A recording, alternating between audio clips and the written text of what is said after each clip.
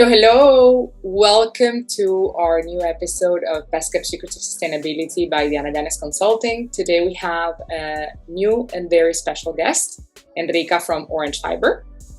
Thank you, Enrica, for joining us today. Thank you, Diana. It's my pleasure. We had the opportunity to speak 2 years ago, actually in the middle of the pandemic. And in fact, we're going to put the link in the caption so you can see what the conversation was about 2 years ago. And I thought it was a great idea to see how Orange Fiber has been doing. Of course, Enrica, I will ask you to very briefly introduce Orange Fiber, but I would love to know what's been going on in this 2 years. 2 years that they have been also very tough business-wise. So please, would you like to tell us a bit about yourself and Orange Fiber?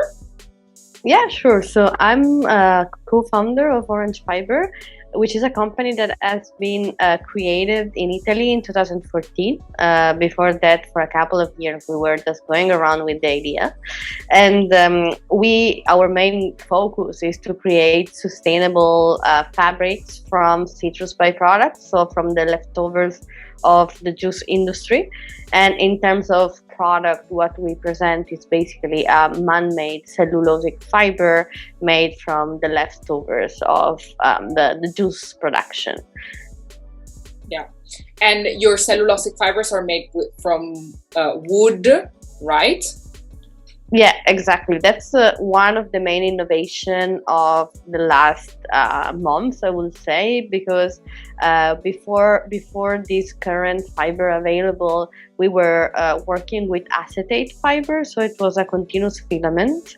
But that supply chain became a little bit complicated for us to cope with, and we decided to focus on ionic liquid spinning and create a stable partnership with Lenzing, which is an Austrian company very strong in cellulose man-made fibers, and their products like textile or modal are very known to be sustainable and fully traceable. So we decided to partner with them to create our new fiber and yarn and fabric. So basically the flake and the fiber that we propose right now contains both the citrus cellulose and the wood cellulose, where the wood is all certified, so it's not part, of course, of deforestation issues. Yeah, exactly. Amazing. Yeah, in fact, I remember that when we spoke back in 2020, we spoke about the traceability of Orange Fiber and the transparency that you have all of your suppliers available, right? Yes, I think that's, apart from the originality of the source, which is Orange byproducts, I think this is the other main pillar of our brand and credibility, because we are able to really are willing and we are happy to share who our partners are and where our production is made for step of the supply chain. Currently, the whole supply chain is European, so complying with EU laws, and apart from that, really minimizing the logistics implied, which is another main thing I would say, because quite often you will find the raw materials come from some part of the world and really going back and forth for the step of production. So our focus is to minimize as much as possible logistics implied till the final product. So we, for instance, work in the same location of the juice producer, so that the byproducts doesn't really move unless we don't buy it dried elsewhere. But currently we are using dried peels that are produced in the main plant and are dried using greenhouses, so not even electric energy is implied for drying. So we are really and then these like the cellulose is produced there in Sicily in the same place, and then it goes to Austria for fiber making, and then all the rest happens in the Como district, so both, or like in Lombardy anyway, so all the spinning and weaving happens there. Depending on the products we want to make, we partner with different mills for the final production. Amazing. In fact, I remember also, and now that you're mentioning the fact of leaving everything in Europe, that I asked you 2 years ago, like, how do you see the growth of the company? And you were telling me that it was something horizontal, that you were willing to sell the patent to other orange or citrus producers, countries such as the US or Mexico, and be near to the raw material. Have you started doing that? How is it going? How is the perception of the market on that? I think the interest is still quite high. For now, we are focusing on scaling up the current production capacity to really validate the key performance indicator. Because before, let's say selling the project or the patent, we really want to demonstrate that the market is ready for that product and very willing to acquire it, and actually also give a perspective of what the costs will look like when the production is a little bit at scale, because currently it's still quite small for the industry. So this really is still our goal, to find partners in Brazil or United States or Mexico to either sell or license the patent, but in general co-locate and keep the production as close as possible to the market destination. So this is still in the plan, but first we want to consolidate the European, let's say, production platform. Because that's, a lot of innovation, luckily enough, are happening in the space of fibers and also cellulose man-made fibers. So we see the market becoming more competitive, and that's for sure like something beautiful, because it means there's an interest and there are challenges in making it happen, but also partnership to be created. So we want to demonstrate the KPIs and then go still for that path, definitely. Okay, and in fact, now that you're saying the thing about the production capacity, I also remember that you said that it could take up to 9 months to create orange fiber if you wouldn't have anything in house, and I imagine that's still an issue. But have you managed to improve that production capacity? Like, what's the production capacity you have at the moment? So we need to separate, let's say, the internal production capacity to the aggregated production capacity, because internal means how much citrus cellulose, like just citrus, we can produce, and this now is up to 15 tons a year. Whereas when we mix up with the wood pulp to make the fiber, then that global capacity for us goes up to 50 to 60 tons per year, which is already a nice number. So our goal in terms of meters, sorry, how much does that mean? This really depends on the product, but the conversion is that we can imagine is 1 kilo of fiber makes up 5 to 10 meters of fabrics, depending on the weight and depending on the fabric mix that we are aiming at. So it's quite a lot in terms of meters, and that's so. This is the current imagining that we work at full capacity, which is not the case yet, because we just presented the new collection of fabrics in February. So we are collecting orders, and with that we will have the machine going on. So currently we have produced 4 tons of fiber, and other 4 are in the making. So by the end of April they will be available, and in turn after that is ready, we do the yarn, and the yarn has already been done, and we develop the collection of fabrics. So we are now collecting orders, and as the orders come in, we produce more fiber and more yarn. So as we have the yarn, the lead time is a couple of weeks till 3 months, depending really on the availability of the mills as well, because as you can imagine, of course they also have other production, and so we need to match this. But apart from that, these now, if we receive an order, we are able to respond way more quickly, because we already have the stock of yarn and the stock of fiber. So this is new, like this is something that actually was made during these past 2 years, which is definitely. This was the main accomplishment. Which is not little, it's a great accomplishment, because it was one of your main issues, no? The fashion industry goes so fast. Yes, still, I mean, we are finding out ways to establish the relationship with the brands as a relationship, so not just as you come, you order, and then you go. Because we really, of course. The most difficult thing is getting one client. So if you manage to keep that client going, it's much better for the business.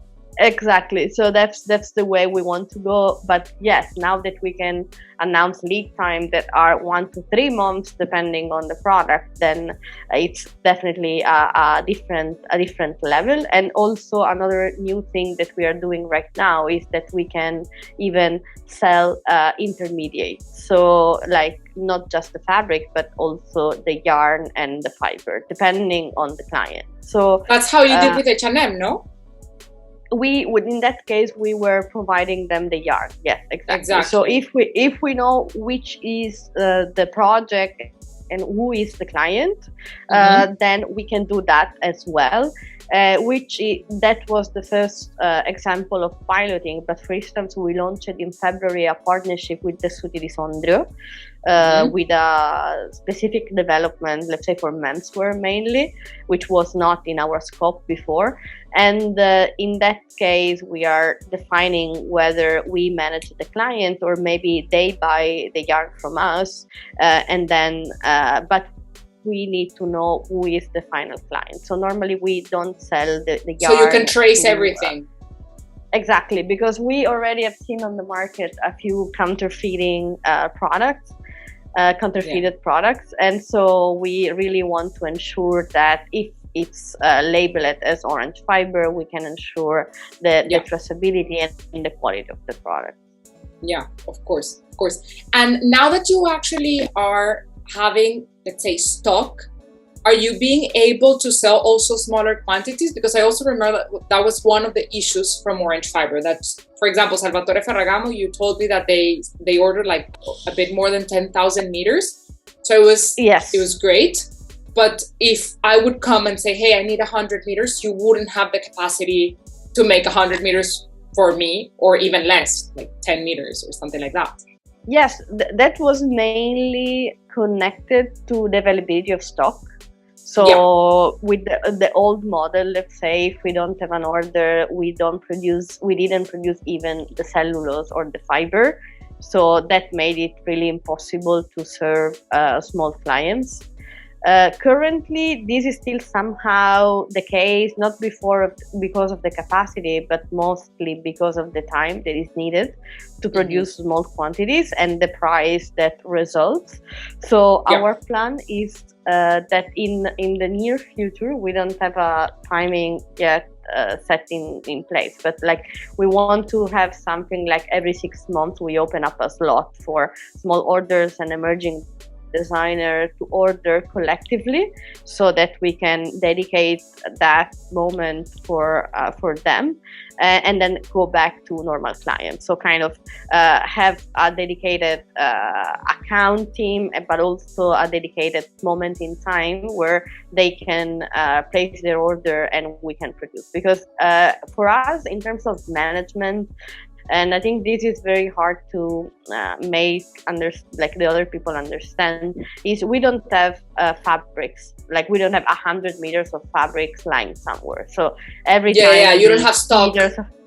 No, not the fabrics, because that's the choice. We don't want to have leftovers. So the stock that we have goes down to the yard. So whenever an order is placed, which is never a leftover, you will always use it.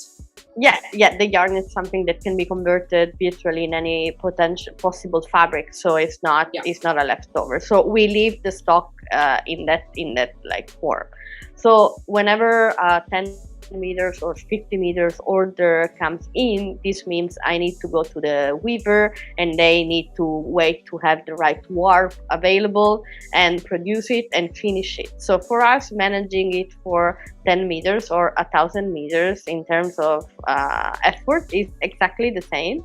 And the final price for the emerging designer is definitely high, because if you go, for instance, for the finishing for a few meters, it impacts way more on 10 meters than it will on 1,000. So do you have a percentage? Like, I remember that if it was like a good quantity, it was 30 euros more or less per meter, right?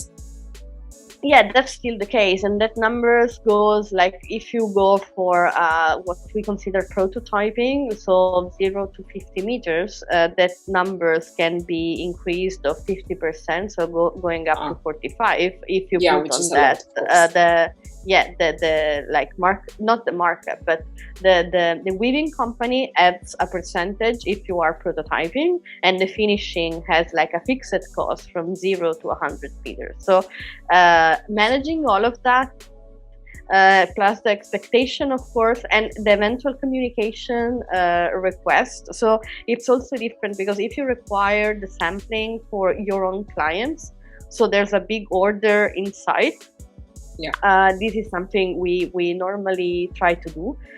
Whereas if it's 10 meters or 50 meters for a personal development, let's say, or something you want to go commercial with your own small brand, this is really a different level of complexity, because we need to license the brand, and this like kind of activity might lead to again counterfeiting, but it would be very hard to track down who's selling what. So we are trying to find a solution also with like smart labels and ways in which this can be really tackled to guarantee the final client at the end of the day, because that's our main interest. Of course.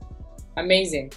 And let's go a bit more into like hard data. So as a design and innovation consultant, I always find myself with the client, which is in my case is the brand, and they're like, oh, we want a sustainable collection, and to them it can be a recycled material or a byproduct or something like that. So it's extremely lame as a concept. In fact, I always try to, like get to understand a bit better, and that's why, in fact, we also did Best Kept Secrets of Sustainability, just to try to educate brands and consumers much more, but that's not enough, no? So I have some questions, but if you have also extra hard data that you can share with us, it's more than welcome.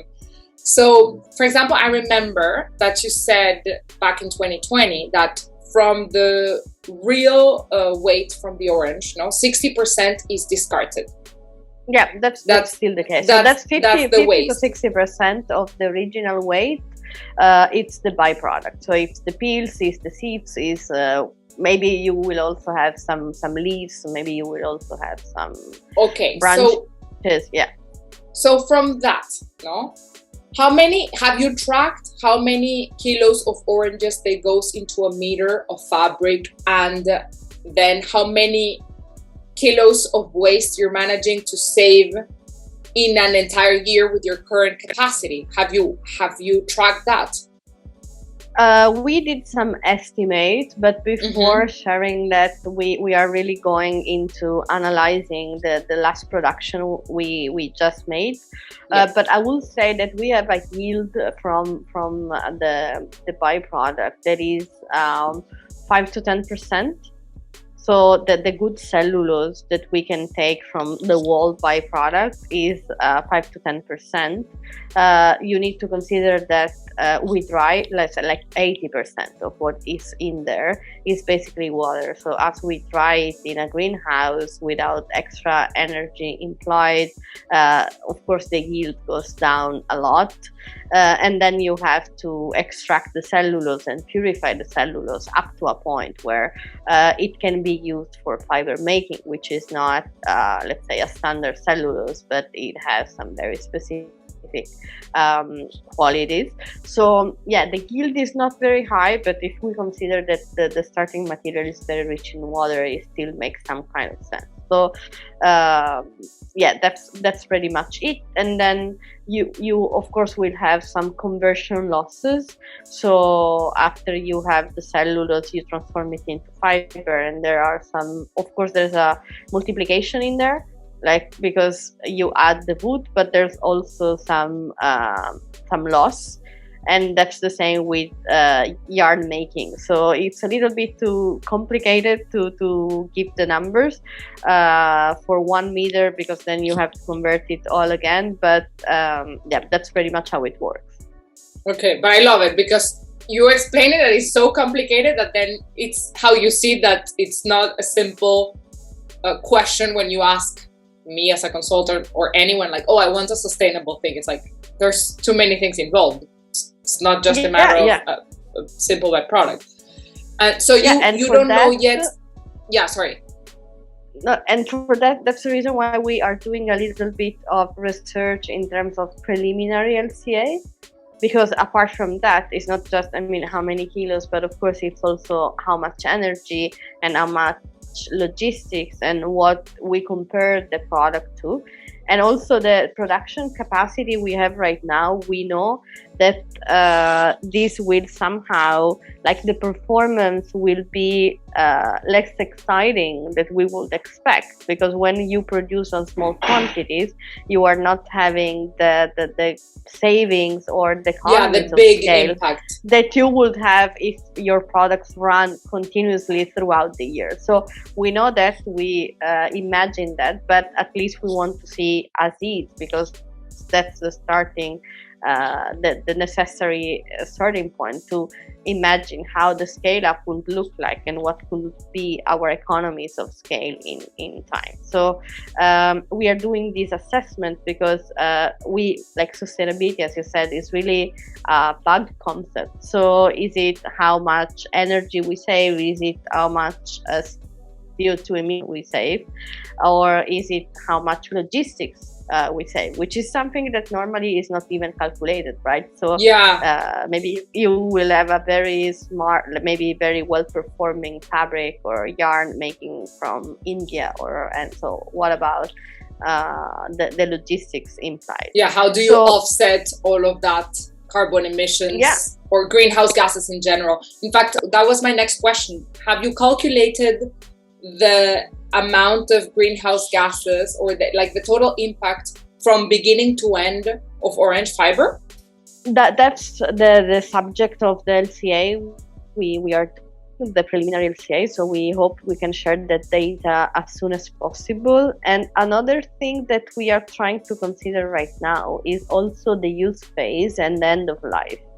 Because which is important, but it's even more difficult because at that point you would need next level traceability and education of the consumer.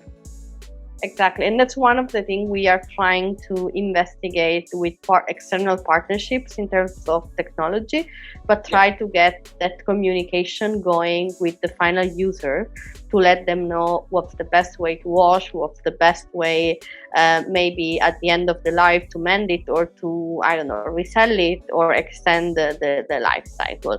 What we know for sure is till the current moment, we don't offer any material that contains fossil or oil-based materials, so that we are not part of the release of microplastics in the environment. So even when you wash the product, this is not something that will happen, of course. we are assuming that the product is biodegradable, meaning we cannot claim it. We assume it because textile is, and it is in the main field of biodegradation. So it's marine environment safe, but it's also biodegradable at the home level and at the industrial level. But to really claim it, we need to go through analysis and trials, and this means, like, normally these trials take 6 to 9 months. Because it's really biodegradation trials in the real environment, but also it requires 30 to 50,000 euros to be done. So that's also one thing that we do not really consider. Like, that's one thing that I think companies and brand in particular need to understand in terms of sustainability. So when they ask for certification, the company in turn needs to support it, and sometimes for a small startup it's not quite easy to do so, because already the price of the product is high because of the innovative process, and you add on top certification, which, I mean, we can do on the blocks of the production. So let's say you do it on the fiber and then you do it on the yarn, but then every single like textile will have maybe a different finishing, or will be printed in a different way, or maybe will be blended with cotton or with silk or with any other material, and this will change the results of the biodegradability of the final textile. So for every textile is a project in itself. Yeah, in fact, that was my next question, because exactly, like, in order for something to be biodegradable, you need to have the certification and everything. But let's avoid that part, because in fact, certifications are extremely expensive. But also, which is, let's say, like, the most important thing is how you blend it or how you finish it, no? So for example, that would mean that you couldn't print it with hazardous chemicals, because if not, even though it will degrade, it will leave hazardous chemicals in the soil, which is something you would like to avoid. So do you actually manage to control that, or not yet? So currently, when we are asked to provide solution for printers and dyers, we are suggesting just either companies who are using natural dyes, or companies who have a high degree of certification of the material they use and the process they use. So, but at the end of the day, what we provide to brands is the ready to be printed material. So if they decide to dye it in a different way, then that's on the brand. This is not really, I mean, we are not pushing yet on in that direction. But for us, and that's the reason why we are working on keeping a communication open with the final client, for us, biodegradability makes sense. Mostly for the use phase, so not releasing something dangerous when you wash it or on your skin when you wear it, rather than really thinking that in 10 years you will remember that shirt or that. So the end of life of the product itself. Yes, so we hope that this can be managed through like repairing or second-hand. So our support will be more in extending the life cycle of that products, rather than say, hey, you can put it in the compost. Because I think this is still something quite ongoing, also in terms of availability of the facilities where you can really do that. So I don't know. Plus it's not just the printing, it's also like the stitching. Then it would have to be also with a thread that can be biodegraded, because if you do it with a polyester thread, then or the buttons if they're in plastic or whatever. So it's a complex thing. Yeah, it's really designing for sustainability, and we know a few solutions out there that are either for instance, the smart stitches that dissolve from a company in Belgium, which is super cool. They were with us in Global Change Awards. So what's their name? Razortech. Ah, okay, yeah. And there are also, I mean, buttons that biodegrade and so far and so on. But I think it's also very interesting what's happening in Europe, because a new legislation came and forced on the end of life of textiles. So how to sort them, how to recycle them, and Recycle Hub will be created by national government, but also under Euratex, the European Association of Textile Producers. So I think a lot of innovation will happen in that space in the next year. So our focus is pioneering with those innovators or recycle hubs to see what can be done with our textile at the end of their life cycle, so that the client has that information when it's available, because we don't have it now. But we know that in the next 5 to 10 years, something will happen that will make our product maybe chemically recycled as well. Yeah. That's the beauty about sustainability, that it's a constant innovation. And that's also the complexity, because right now you have a good practice that maybe it can be better, or then in some time you realize that it's not as good as it could have been, or as you thought it was. So really interesting. And it's a process. It's definitely like when we started already, like recycling food waste was perceived by us in the first place as the best option ever for society. And now that the concept itself has evolved and a lot of more studies and information have been made available, that we know that the concept has been definitely shifted, not just on the raw material, but and the process for the raw material making, but also on the use phase, logistics and end of life, and so far and so on. So this has really changed incredibly in the last years. Yeah, there's always things to be improved. Definitely. It's a constant change. Amazing. Do you have anything else you would like to share with us in terms of hard data or anything regarding orange fiber? On my side, I don't have any more difficult questions. No, this is really ongoing. I'm super happy to see that brands are more and more taking it into consideration. So we have been offered by different brands funded LCA on their site before using the products in their own collection. So I think this is really an innovative perspective on collaborating with innovative materials and really diving deep before claiming something. So avoiding greenwashing, which is also exactly.